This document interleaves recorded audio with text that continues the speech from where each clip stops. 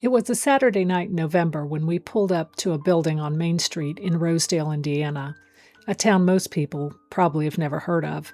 And the first thing I noticed was how quiet it was.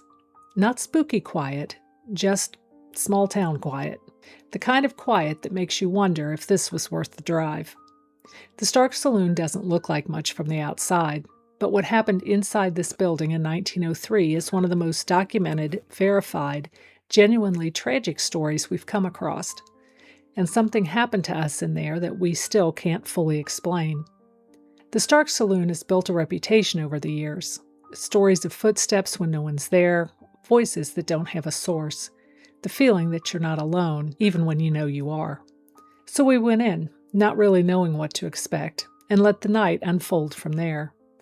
Not to prove anything, not to chase a story, just to document what happens when the lights go down and the building is left to speak for itself. And sometimes places like this have more to say than you expect. Hello friends, my name is Marcia, and this is Midwest Ghost Hunters. In 1902, John Stark left his job in a local coal mine and opened the saloon in Rosedale. He and his wife Jennie had lived in the area for years. They'd been married about 8 years earlier at her parents' home. By all appearances, they were a settled family, the kind of family that, from the outside, looked like they had built a steady life in a small town. But things got complicated fast. Shortly after the saloon opened, Jennie fell ill, and her sister Bertha moved in to help care for the home and the Starks' 5 children. That's when the trouble started. Bertha and John began an affair, and before long, Bertha was pregnant. When Jennie found out, she confronted John. He refused to ask Bertha to leave, so Jennie left and stayed with relatives for several weeks. Eventually, homesick and missing her children, she wrote to John asking if she could come home. He agreed, and for a time, even with a pregnant Bertha still in the house, the couple seemed to reconcile. Neighbors reportedly saw them around town looking happy, like the scandal was behind them. And for a while, it seemed like things might settle down. But whatever was happening inside that home hadn't gone away. On the morning of February 6, 1903, whatever fragile peace existed shattered. John shot Jennie to death inside the saloon, then turned the gun on himself, leaving 5 children without parents. Jennie had been shot and collapsed near the stove toward the rear of the building. John was found at the north end of the bar. 2 lives gone in what likely took less than a minute. In the aftermath, Bertha fled Rosedale with her newborn baby, reportedly fearing what the townspeople might do. And with that, whatever happened inside that saloon became part of the town's history, and maybe something more. Over the years, owners and visitors have reported a range of activity, doors opening and closing on their own, phantom footsteps, cold spots, and disembodied voices. Some investigators claim to have made contact with what they believe are the spirits of John and Jennie, still bound to the location by the unresolved nature of how they died. And like most locations with a long history, the stories have grown over time. Other paranormal groups have reported activity with their equipment, and in at least a few accounts, people reportedly left the building in a hurry and didn't come back for their gear. We take those claims seriously, but we don't take them at face value. That's why we go and look for ourselves. We walked into the Stark Saloon on a chilly November evening, set up our equipment, and just let the building settle around us.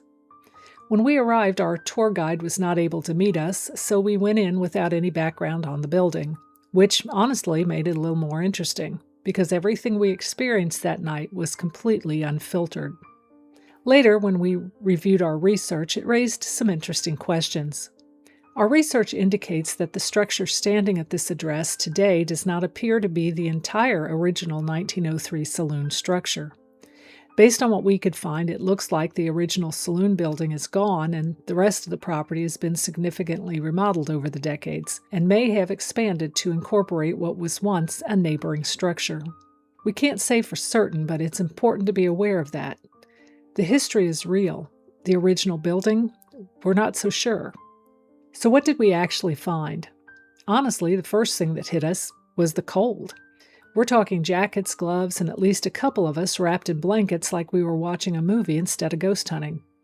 On the positive side, that kind of cold does a great job of keeping you awake. Not necessarily comfortable, but definitely effective. It's the kind of cold that makes you very aware of where you are and how long you've been sitting there. At one point, I looked over and Michelle had pulled a blanket up to her chin and was still holding on to the recorder. Now that's dedication or stubbornness. For most of the night, things were quiet. We had some minor interaction with the flux and the REM pod. Nothing dramatic, nothing we'd hold up as definitive evidence, but enough to keep us paying attention. The kind of stuff where you note it, try to find an explanation, and move on.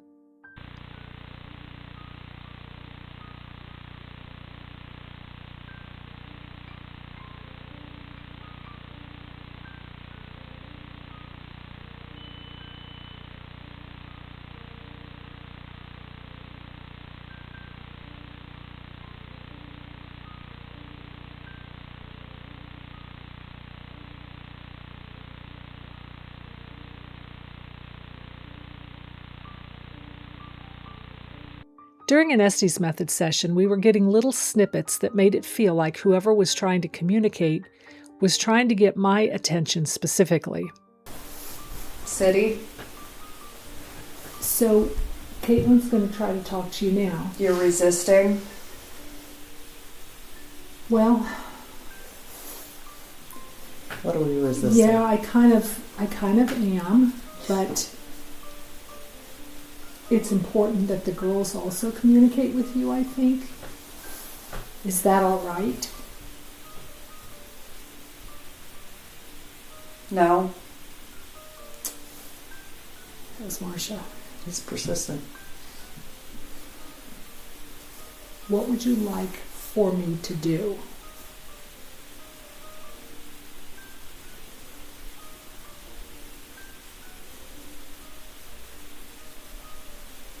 Your time?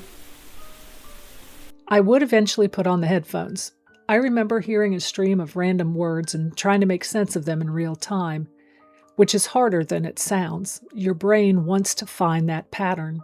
There were a few moments where something came through that made me sit up a little straighter, but I couldn't get a complete thought. Whatever was coming through, if anything really was, wasn't ready to have a conversation. And I've learned through the years not to force it. We also captured one unidentified voice on audio. We've reviewed it and we can't identify who it is or where it came from. Is it paranormal? We don't know. It's simply something we couldn't identify or explain. Ma'am, I think I heard you. It's okay, you can come talk with us. I know we're not customers, or do we need to pay? We may need to pay.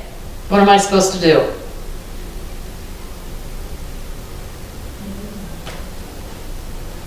Is that you guys?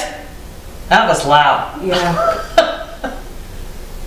Do you guys just talk out front?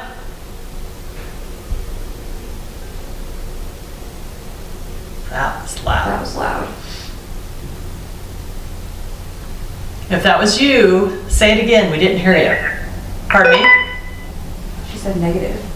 Okay, we heard a really loud voice over from here. Another lady. And then there was my hood. At one point during an EVP session in the dining room, the hood of my jacket, which I was wearing zipped up, just sitting there, got pulled off my head. Not fell off, it was pulled. It was noticeable enough that I immediately stopped, because I knew I hadn't moved. Followed us in here. So something just pulled my hood off. Something just pulled the hood off my head. That was Bev. So who was that? You're trying to get Marcia's attention. Dawn, if you can hear me, something just pulled the hood off my head. We spent a good amount of time after that trying to figure out how it could have happened naturally. I tried making it come off myself the same way. We tried several different ways to debunk it. We couldn't recreate it. And that's the part that sticks with you. Not that something happened, but that you can't make it happen again. That doesn't mean it was paranormal. It means we couldn't explain it. And sometimes that's as far as an investigation takes you. So where does that leave us with Stark Saloon? The history here is legitimate and genuinely tragic. And stories like that tend to leave a mark, whether you believe in the paranormal or not. John and Jennie Stark's story is documented, and the weight of what happened in this town in 1903 is real.